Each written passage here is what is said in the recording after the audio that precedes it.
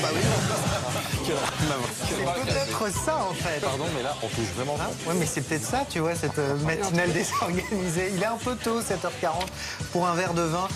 Mais pour ce vin particulier, regardez ce vin qui revient de cette image du vin envoyé dans l'espace, des bouteilles qui avaient été envoyées très loin de nous. Regardez, 14 mois dans l'espace sur la station spatiale internationale. Alors c'est une start-up bordelaise qui est à l'origine de cette expérimentation. Alors on savait que du vin avait été envoyé dans l'espace, ça on était au courant. En revanche on ne savait pas quel vin avait été envoyé, on le sait maintenant. C'était en fait du Château Pétrus, 12 bouteilles de Château Pétrus, année 2000. Le prix de la bouteille, une idée? Ça coûte entre 1000 et 5000 euros. Voilà, 5000 euros la bouteille. Alors évidemment, à ce prix-là, on avait envie de savoir ce qui était devenu du Château Pétrus après un an dans l'espace. Eh bien, la dégustation a eu lieu hier.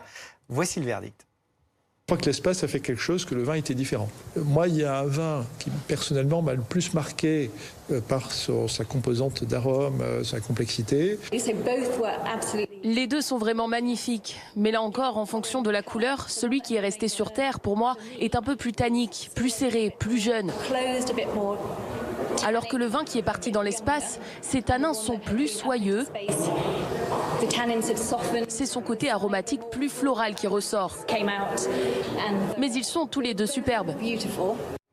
Ouais, ce qui est dingue, c'est que ça reste un bon vin. C'est ça la conclusion de cette... Mais même mieux, semble-t-il. Ça accélère le vieillissement dans le bon sens. Exactement, c'est ça en fait la conclusion. Ça fait cher le vieillissement.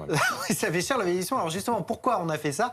Pas juste pour avoir cette conclusion ce matin, mais pour tester un petit peu l'agriculture du futur. Alors on en revient toujours aux questions de changement climatique, parce qu'à côté de ces bouteilles, on a aussi envoyé dans l'espace des plants de vignes pour voir comment ça se comportait dans l'espace. Ça te fait rire, Adeline, mais la conclusion, c'est que ça se comporte plutôt bien.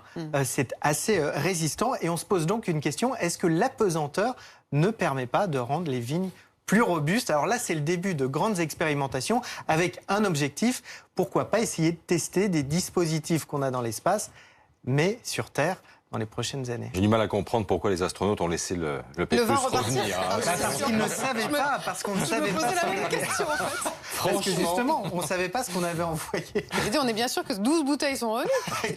L'histoire ne le dit pas, en effet. Merci, Julien.